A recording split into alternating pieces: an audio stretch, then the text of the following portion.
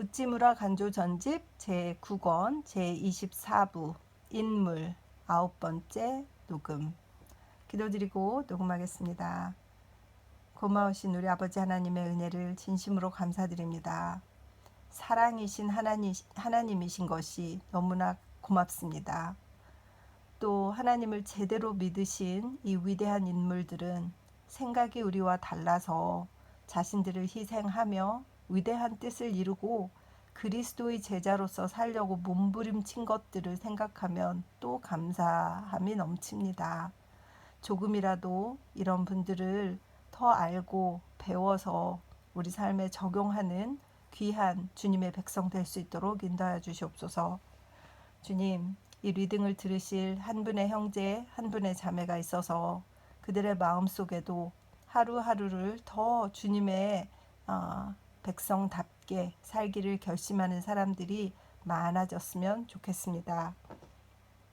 올바른 주님의 백성의 의무를 다하면서 살아갈 수 있도록 인도하여 주시옵소서.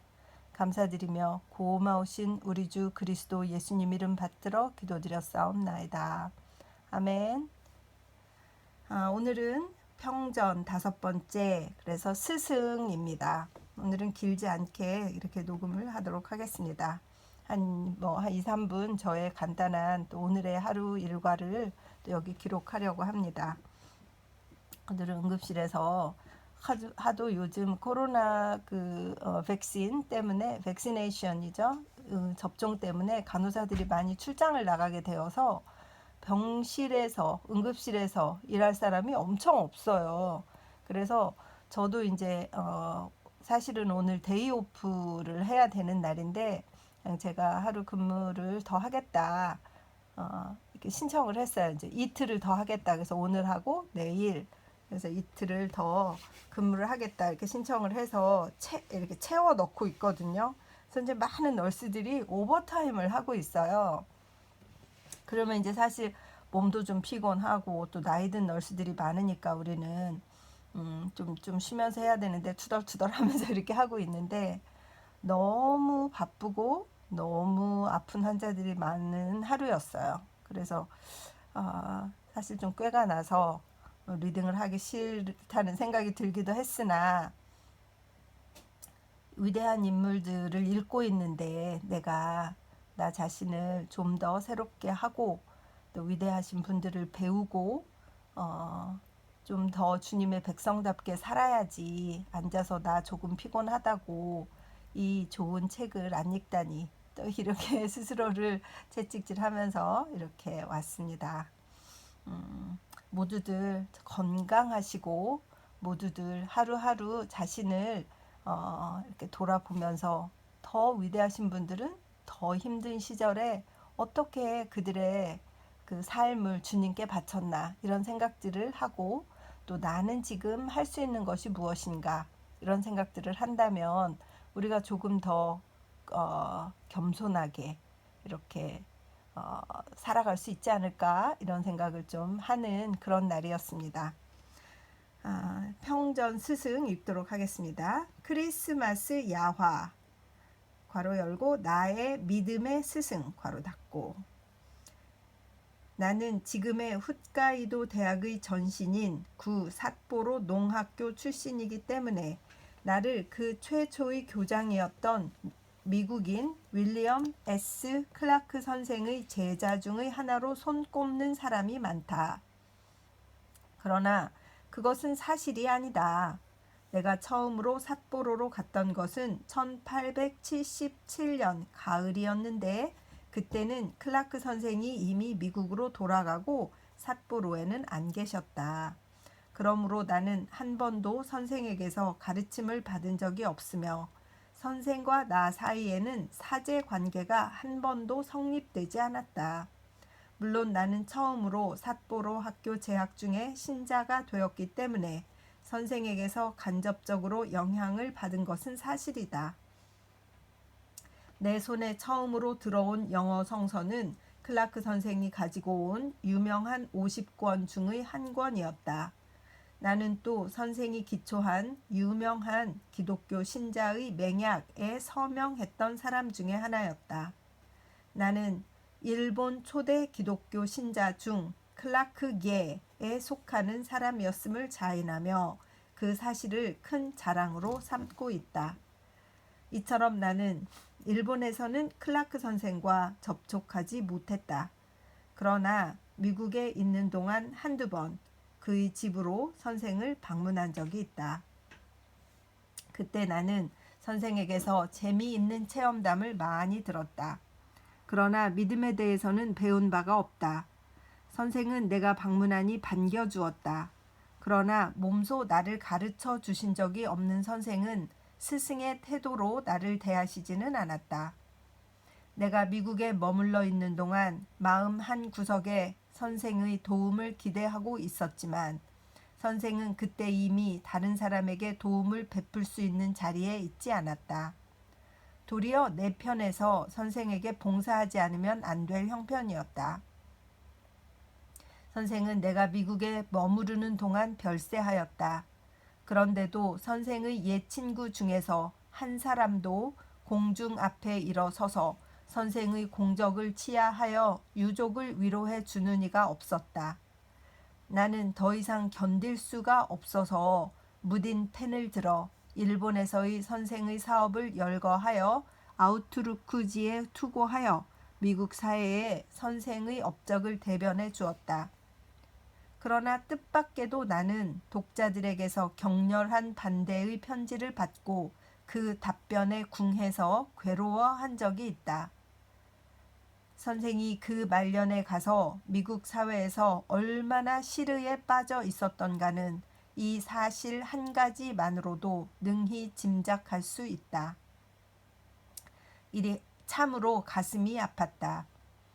이리하여 나는 클라크 선생에게서 성서를 전해받고 간접적으로 기독교를 소개받았지만 간접적으로 믿음을 배울 기회는 끝내 없었다. 나는 기탄 없이 고백한다. 믿음에 관한 한 나는 직접적으로나 간접적으로 클라크 선생의 제자는 아니라고.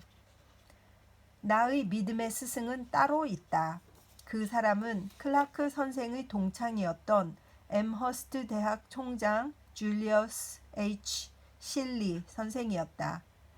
나에게 분명하게 그리스도를 보여준 이는 클라크 선생이 아니라 실리 선생이었다. 듣건대 두 선생은 청년 시절에 함께 엠허스트 대학에서 학업을 닦으며 함께 믿음을 얻었다고 한다. 그리하여 하나님의 놀라운 섭리에 따라 그중 한 분에 의해서 내 마음속에 뿌려진 복음의 씨앗이 다른 한 분에 의해서 생기를 얻어 죽은 내가 그리스도의 생명을 나누어 받을 수 있게 되었던 것이다. 그리하여 이 두 선생 중 어느 분을 통했든 나의 믿음은 퓨리트니즘 본고장인 뉴 잉글랜드에서 온 것만은 확실하다. 나는 육신의 아버지로는 일본 무사를 가졌고 영혼의 아버지로는 배일법을 공포하기 이전의 순수한 미국인을 가진 것을 자랑으로 삼고 있다. 저도 그 전에 앞에 책을 읽을 때는 윌리엄 클라크 선생의 제자신 줄 알았어요. 직접. 그런데 아니었구나. 그런 걸 이제 오늘 처음 알게 됐어요. 이제 실리 선생님에 대해서는 아주 여러 번 우찌무라 선생님께서 언급하셨고 감동하셨고 했기 때문에 당연히 실리 선생님에 대해서는 그 영혼의 스승이다 알고 있었지만 클라크 선생이 아니신 것은 오늘 처음 알은 것 같습니다. 계속 읽겠습니다. 내가 삿포로에서 배운 기독교는 교회의 보통 기독교였다. 즉 거룩한 도덕과 힘찬 활동을 가르치는 기독교였다. 그러나 그것이 일본의 그 전부터 있던 종교 도덕보다 높은 것이었음은 두말할 것도 없다. 나의 젊은 생애가 클라크 선생에 의해 삿포로로 심어진 기독교를 받고 일변해 버린 것은 확실하다. 그러나 나에게는 아직도 영혼의 평안이 없었다. 나는 한 걸음 한 걸음 품성의 완성을 힘쓰는 열심 있는 수양인이었다. 나는 스스로의 힘으로 자신을 성결하게 해서 하나님의 아들이 되려고 했다. 그리고 수양을 쌓아감에 따라 나는 제법 훌륭한 기독교 신자가 된 것도 같았다. 그러나 나의 마음속에는 깊은 평화의 기쁨이 없었다. 나는 선행의 공적을 들어 내가 참으로 기독교 신자인 것을 세상에 나타내 보고자 했다. 나의 그 당시의 이상은 자선 사업가가 되는 것이었다. 빈민 구제, 매음녀의 구제가 나의 생애의 목표였다. 나는 이 목표를 품고 나의 이상적인 국가인 미국으로 갔다. 그리하여 오직 자선 사업의 시찰 및 훈련에만 종사하였다. 사람들은 나의 열심을 칭찬해 주었다. 나도 또한 구주의 발자취를 따라가고 있다고 스스로 생각하였다. 그러나 나의 영혼의 깊은 곳에는 여전히 기쁨과 만족이 없었다. 나는 의무감에 사로잡혀 자신을 채찍질하면서 자선사업을 배웠다. 나는 괴로운 기독교 신자였다. 바로 이때였다. 나는 실리 선생에게 보냄을 받았다. 나는 선생에게서 나의 이상적 기독교 신자 상을 보고자 했다. 그러나 천만 뜻밖에도 선생은 내가 가졌던 이상과는 전혀 다른 사람이었다. 선생에게서 볼 수 있는 것이라고는 학식도 위엄도 활동도 아니었다. 다만 어린아이와 같은 겸손뿐이었다. 선생은 신학과 철학에 있어서 위대했으나 그 위대함은 조금도 밖으로 나타나지는 않았다. 선생은 그 위대한 인격과 학식을 모두 주 예수 그리스도에게 바치고 있음을 보았다. 이를 본 나의 기독교관은 일변하였다. 나는 그때 새롭게 처음으로 기독교를 대한 듯한 느낌이 들었다. 실리 선생은 어느 날 나를 불러 가르쳐 주었다. 웃지무라군. 자네는 자네의 속만 들여다보기 때문에 안 돼. 자네는 자네 밖을 보지 않으면 안 되네. 어째서 자기를 살피는 일을 중지하고 십자가 위에서 자네의 죄를 대속하신 예수를 쳐다보지 않는가. 자네가 하는 짓은 마치 어린아이가 화분에 나무를 심어놓고는 그것이 과연 자라는가를 확인하기 위하여 날마다 그 뿌리를 뽑아보는 것과 마찬가지야. 어째서 자네는 이것을 하나님과 햇빛에 맡기고 안심하고 자라기를 기다리지 못하는가? 선생의 이 충고를 듣고 나의 영혼은 잠에서 깨어났다. 나는 이때 처음으로 믿음이란 무엇인가를 배웠다. 믿음이란 글자 그대로 믿는 것이지 일하는 것이 아니다. 수양이나 선행으로 구원받는 것이 아니라 하나님의 아들을 믿음으로써 우리는 구원을 얻는다고 실리 선생은 분명하게 내게 가르쳐 주셨다. 이리하여 선생은 복음으로 나를 낳아주셨다. 선생은 나의 영혼의 아버지다. 내가 실리 선생에게서 이 교훈을 받은 것은 1886년으로 지금으로부터 39년 전이다. 그때부터 오늘날까지 나의 믿음은 변치 않았다. 내가 만일 선생의 감화를 받지 않았더라면 나는 다만 딱딱하고 엄격한 기독교 신자가 되고 말았을 것이다. 그렇지 않으면 자신의 엄격함을 견뎌낼 수 없어서 믿음을 버리고 다시금 옛날의 불신자로 되돌아갔을지도 모른다. 실리 선생이 만일 십자가를 가르쳐 주지 않았더라면 거의 40년에 걸친 나의 신앙의 생애는 없었을 것이다. 나는 실리 선생에게서 믿음을 배웠고 동시에 믿음에 따르는 학문을 배웠다. 선생은 나에게 모든 지식의 근원인 주 예수 그리스도를 소개해 주었다. 선생으로 인해서 나는 안심하고 믿음과 더불어 학문을 계속할 수가 있었다. 지식이 따르지 않는 믿음은 지극히 위험한 것임을 선생은 내게 가르쳐 주었다. 선생은 내가 전도에 열심히 하는 나머지 충분히 준비를 하지 아니하고 전도를 시작할까봐 걱정했다. 학문은 아무리 많이 해도 모자란다. 잔뜩 배워둬야 해. 차근차근히 하고 선생은 종종 내게 충고해 주었다. 선생 자신이 독일에서 학문을 마치고 온 깊이 있는 학자였다. 그러나 선생은 학문조차 전부 그리스도의 재단에 바쳤다.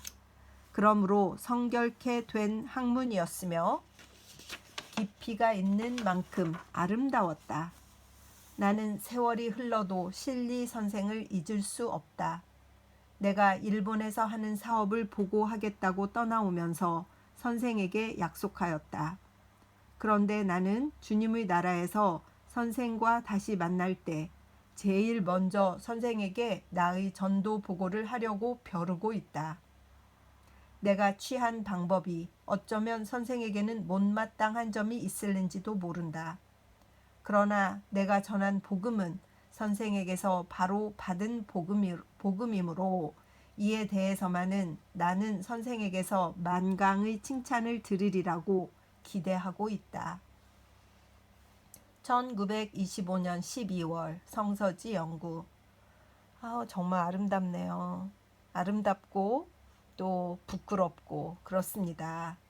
살면서 이런 신앙을 어떤 후배에게 또 어떤 후진에게 전해준 적이 있나, 이런 삶의 본을 보인 적은 있나, 전혀 없는 것 같아요. 저 하나를 간수하기에도 너무 버겁고 나의 신앙을 지키는 것도 너무 어렵다고만 생각했기 때문에 항상 배워야 된다고만 생각을 했지, 내가 누구에게 신앙에 관해서 해줄 수 있는 것이 있을 것이라고 생각한 적이 없는 거예요. 근데 참 이런 실리 선생님, 이런 분들은 정말 우찌무라 선생의 영혼을 꿰뚫어 보고 있었기 때문에 그에게 영적으로 가장 필요한 것이 무엇인가를 깨닫고 아마 기도로 알게 되셨겠죠. 그를 위해서 기도했기 때문에. 그래서 이런 어드바이스를 해줄 수 있고, 또 그랬기 때문에 그 어드바이스를 받는 즉시 우찌무라 선생의 영혼이 감동이 되어서 방향을 찾아 나가신 것 아니겠습니까? 그러니까 이런 좋은 선생, 이것은 정말 아버지와 스승과 부모가 같다는 뜻이 무엇인지 여기서 다시 한번 느끼게 되는 것 같고, 또 그 클라크 선생님은 참 아쉽다는 생각이 듭니다. 8권에선가요? 7권에선가요? 그 클라크 선생님의 일생에 대해서 우찌무라 선생님이 이렇게 쭉 설명해 놓으신 것을 읽은 적이 있다는 것이 생각이 나는데, 아주 호탕하고 실천적이고 굉장히 남아답고 남자답고 이렇게 그런 장면들을 많이 보았고, 약간 엉뚱하신 면도 있어서 무슨 배를 유람선 같은 것을 구해서 거기에서 3년 동안 배를 띄워가지고 그 몇 년 동안 3년인지 모르겠어요. 몇 년 동안 배를 띄워가지고 그 안에서 신학 공부만 하게 하는 신학교를 세우면 어떠냐, 막 이런 꿈을 꾸신 분이잖아요. 전 되게 멋있다고 생각했었는데 결국은 그 사업이 실패로 돌아갔다. 그래서 마지막에는 그분이 그렇게 좋은 소리를 듣지 못하는 그런 장면들을 조금 보았는데, 그게 좀 생각보다 훨씬 심했었구나, 그런 생각이 드네요. 계속 읽겠습니다. 기독교 전도사로서의 윌리엄 S. 클라크 선생, 또 클라크 선생님에 대한 강연을 하셨네요. 이것은 7월 30일 가루 이자와 일본인 교회에서의 강연 후반. 예수께서 가라사대 너희가 성경의 건축자들의 버린 돌이 모퉁이의 머릿돌이 되었나니 이것은 주로 말미암아 된 것이요 우리 눈에 기이하도다. 마태복음 21장 42절, 시편 118편 22절, 23절. 클라크 선생이 홋카이도의 삿포로에서 기독교의 전도에 큰 성과를 거두었다는 사실은 참으로 이상한 일입니다. 선생의 고국에서 선생을 잘 아는 사람은 선생이 그런 일을 하리라고는 전혀 기대하지 않았습니다. 선생이 성실한 기독교 신자였다는 사실은 잘 알려져 있었습니다. 그러나 종교가 선생의 전공은 아니었습니다. 선생은 처음에는 광물학자였습니다. 그 다음은 식물학자였습니다. 사업가였습니다. 용감한 군인이었습니다. 이런 사람이 전도의 성과를 거두리라고는 친구들이나 친지들이 조금도 기대하지 않았습니다.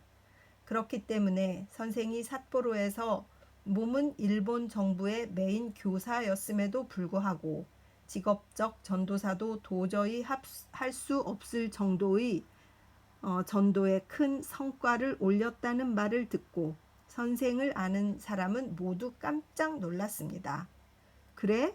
그 클라크가? 하고 말했다고 합니다. 나는 니이시마 조 군이 비슷한 어조로 그와 같이 선생에 관해서 말하는 것을 들었습니다. 선생의 전도 사업은 오늘날까지 선교사들 사이에 풀 수 없는 수수께끼로 남아있다고 합니다.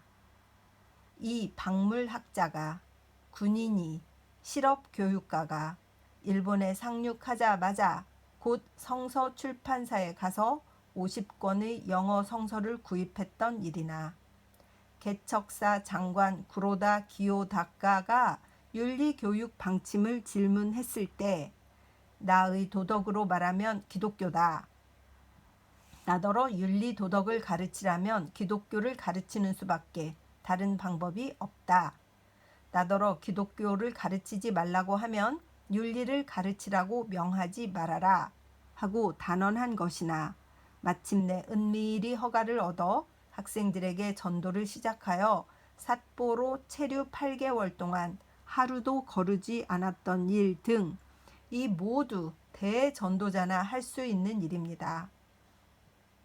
이런 담대한 믿음의 증거는 세계의 전도 역사상 아주 드물게 듣는 일입니다. 그런데 이런 용감한 복음 증거가 큰 성과를 거두어 그는 겨우 8개월 동안에 일본의 그리스도의 복음을 깊이 심는 하나님의 그릇이 되었습니다. 선교사도 아닌 한 평신도가 선교사도 해내지 못하는 업적을 남겼던 것입니다.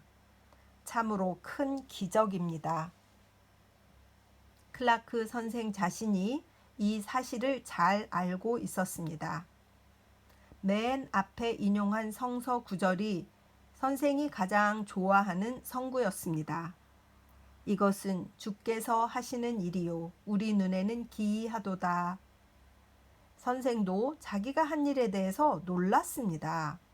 일본에서 그런 일을 할 수 있으리라고는 선생 자신도 기대하지 않았으리라 생각합니다. 선생을 태운 기선이 태평양을 횡단하여 일본 해안에 가까워졌을 때 선생은 갑자기 전도의 열심히 끌어올랐을지도 모른다고 나는 생각합니다. 기적적인 능력이 선생에게 임하여 선생을 위대한 전도자로 삼으셨을 것이라고 생각합니다. 다른 많은 위인들의 경우처럼 선생의 경우도 그는 그가 계획한 것보다 더 큰 것을 이룩했도다 라는 말이 사실이 되어 나타난 것이라고 믿습니다.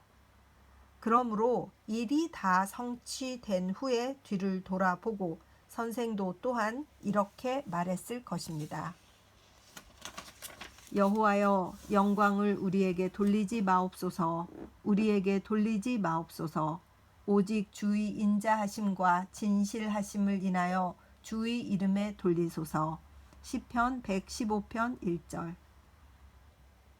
그런데 홋카이도의 삿포로에서 클라크 선생에 의해 이룩된 것과 같은 일이 그보다 조금 전에 히고의 구마모토에서 제인즈 선생에 의해서 이루어졌습니다.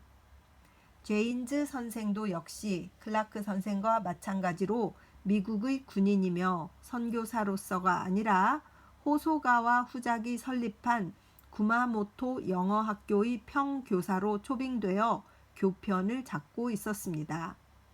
그 제인즈 선생이 실제로 전도사가 되어 기독교를 전했던 것이 원인이 되어 유력한 신자가 많이 나타났고 그들로 말미암아 일본의 기독교가 급속도로 발전되었습니다.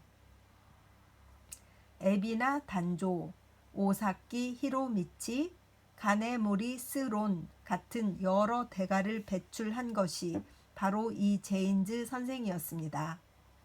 만일 일본 기독교사에서 제인즈 선생의 이름을 삭제해 버린다면 큰 결함이 생기고 맙니다. 그런데 이 제인즈 선생도 역시 클라크 선생과 마찬가지로 전도를 목적으로 하고 교회나 전도기관에서 파송을 받은 것은 아니었습니다. 일본인에 의해 초빙되어 일본인의 자금으로 일하면서 전도를 했던 것입니다. 그렇기 때문에 직업적 선교사는 항상 제인즈 선생을 깎아내리려고 합니다. 나는 이 선교사들이 제인즈 선생을 악평하는 말을 종종 들었습니다. 제인즈는 무신론자에 가까운 유니테리언 신자다. 그가 그러한 공적을 남길 수 있을 턱이 없다. 제인즈의 전도 사업이라고 하는 것은 사실은 그의 부인이 사업이다. 제인즈 부인은 선량한 기독교 여성이었다. 그녀의 감화로 인해 좋은 신자들이 많이 탄생했다. 구마모토 영어학원에서의 전도의 공적은 제인즈에게 돌릴 것이 아니라 제인즈 부인에게 돌려야 한다. 그러나 이는 큰 오해에서 나온 평입니다. 직접적으로 제인즈 선생에게서 가르침을 받았던 사람들은 이러한 선교사들의 그릇된 평을 들으면 분노를 터뜨립니다. 제인즈 부인의 내조가 있었던 것은 물론입니다. 그러나 제인즈 자신이 장본인이었던 것은 말할 나위도 없습니다. 구마모토에서도 삿포로에서와 마찬가지로 기독교 전도는 직업적 선교사들에게서가 아니라 평신도들로 말미암아 그것도 일본인의 초빙을 받은 미국의 평신도에 의해서 행해졌습니다. 그런데 이것이 무엇을 보여주느냐 하면 하나님이 믿음을 일으키시고 싶어 하실 때에는 반드시 교회나 교역자를 통하시지 않고도 하신다는 것을 보여줍니다. 기독교의 역사에 있어서 오늘날까지 몇 번이고 되풀이된 사실입니다. 교역자도 아닌 사람이 교역자 이상의 성과를 거두었던 것입니다. 예언자 아모스나 사도 바울이나 시인 밀턴이나 귀족 톨스토이, 이들은 모두 그 좋은 본보기입니다. 일본의 전도 역사상에서도 같은 일이 행해졌습니다.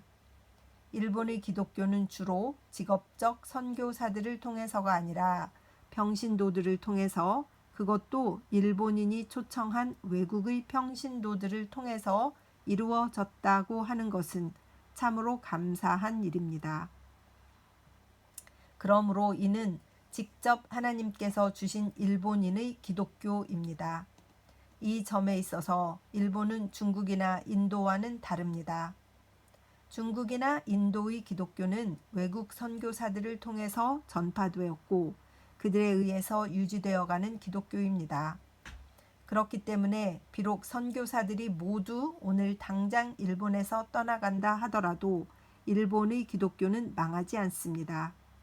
그것은 일본인의 기독교이기 때문입니다. 일본 기독교의 역사를 생각해 보면 참으로 놀랍습니다. 하나님께서는 뜻하지 않은 때와 장소에 뜻하지 않은 사람을 보내셔서 교회 냄새가 안 나는 복음을 전하게 하셨습니다. 일본은 옛날부터 특별한 나라였는데 그 기독교 역사도 역시 특별합니다. 이것은 단지 일본을 위해서만 그러한 것은 아닙니다. 세계 인류를 위해서 그런 것입니다. 하나님은 일본을 통해서 세계에 자기의 거룩한 뜻을 행하게 하시고 싶어서 일본을 특별한 섭리 밑에 두셨습니다. 그렇기 때문에 우리들은 어떤 일이 닥치더라도 일본에 대해 실망하지 않습니다. 오늘날의 일본은 비관할 만한 일이 많습니다. 정치의 부패, 사상의 타락, 종교의 혼란, 이 모든 것이 비관거리입니다. 그러나 하나님이 계십니다. 클라크 선생을 삿포로에 보내시고 제인즈 선생을 구마모토에 보내신 하나님은 또한 적당한 때와 장소에 적당한 사람을 보내시거나 일으키셔서 일본에 관한 그 선하신 그 뜻을 이룩하시고야 말 것입니다. 그리고 나 같은 사람도 또한 하나님의 그 크신 뜻의 일부분을 이루기 위하여 하나님께 사용되고 있는 것에 불과합니다. 나는 클라크 선생이 전해주신 복음을 듣고 비로소 믿음이 생긴 사람입니다만, 그러나 클라크 선생의 직접 제자는 아닙니다. 나는 미국에서 두세 번 집으로 그를 방문하였습니다만 선생님과 나는 끝내 사제 관계를 맺어보지 못하고 말았습니다.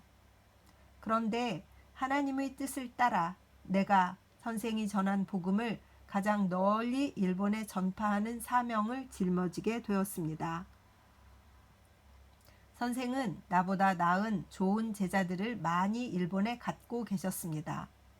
그들은 모두 훌륭한 인물들인데 그들 각자의 전문 분야에서 우리나라와 우리 문화에 큰 공헌을 했습니다. 그러나 성서 지식의 보급과 복음 전파의 사명은 불초한 나에게 내려졌습니다.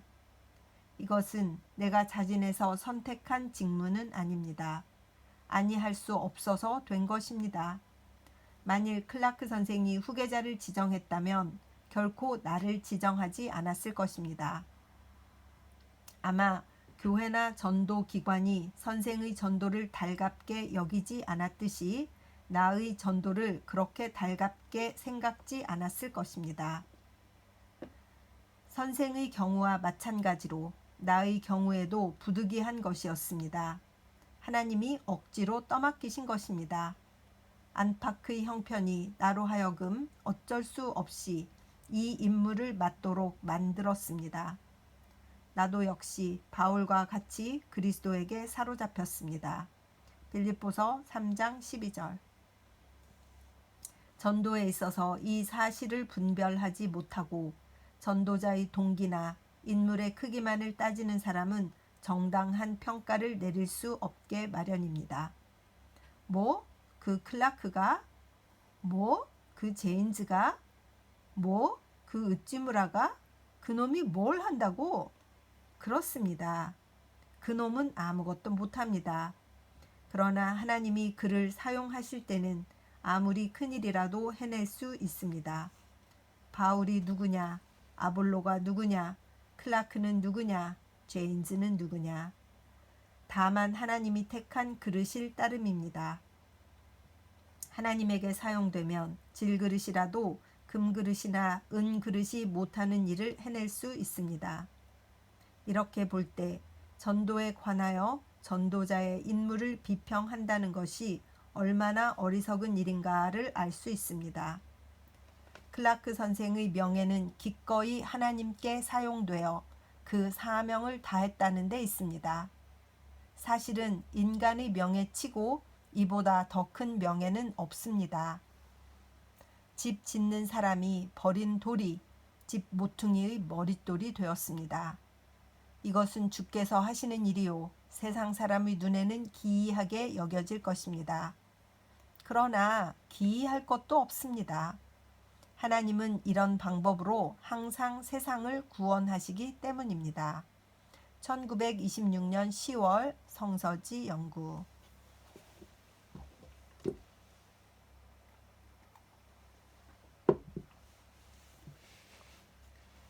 스승 실리 선생을 회고함.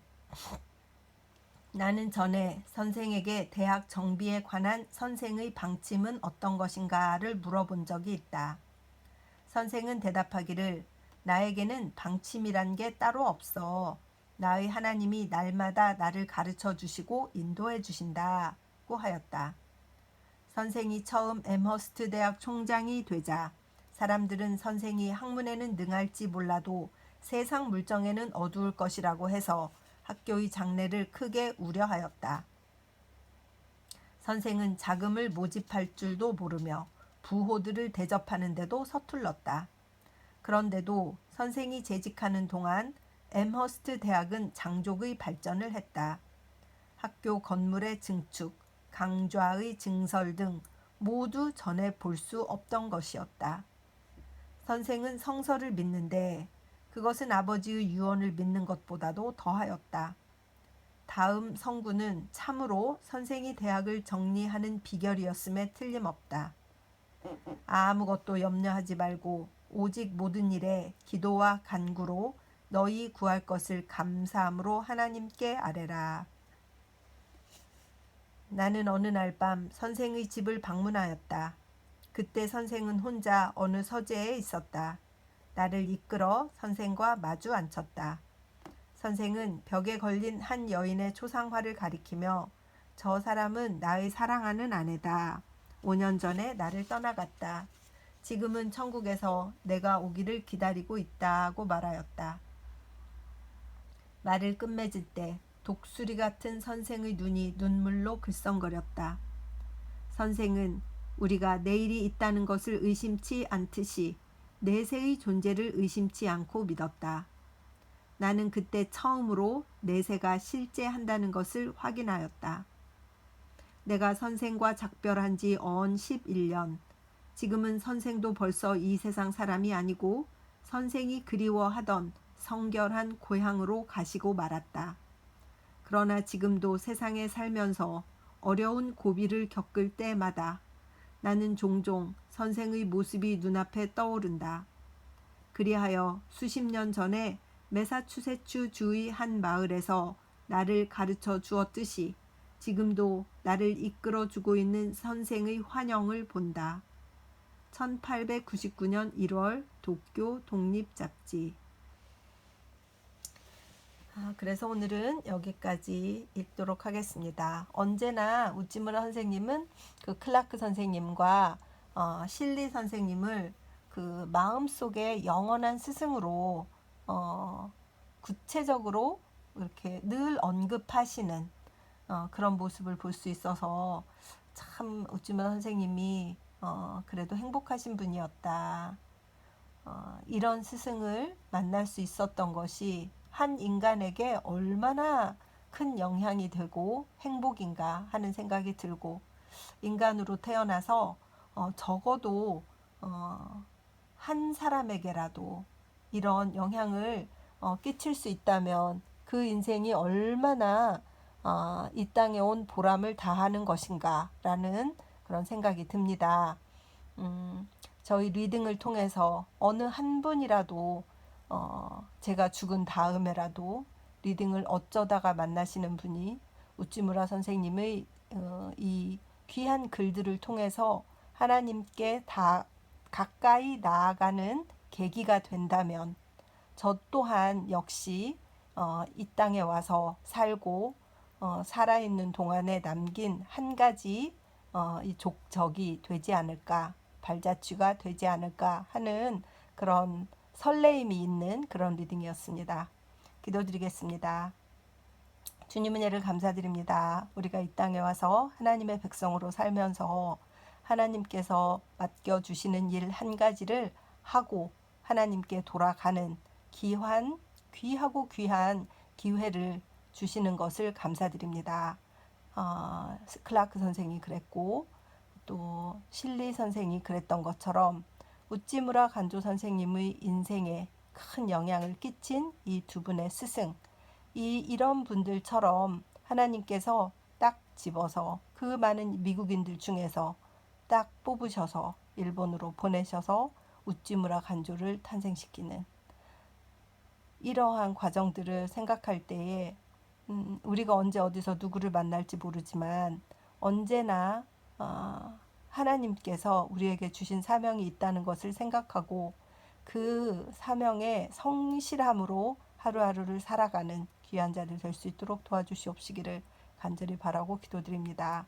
리딩을 들으실 분들을 사랑하고 축복합니다. 아버지 하나님, 제가 잘 못 읽더라도 내용이 전달되는데 부족함이 없도록 주님께서 크게 은혜를 베풀어 주시옵소서. 감사드리며 고마우신 우리 주 그리스도 예수님 이름 받들어 기도드립니다. 아멘. 사랑하고 축복합니다.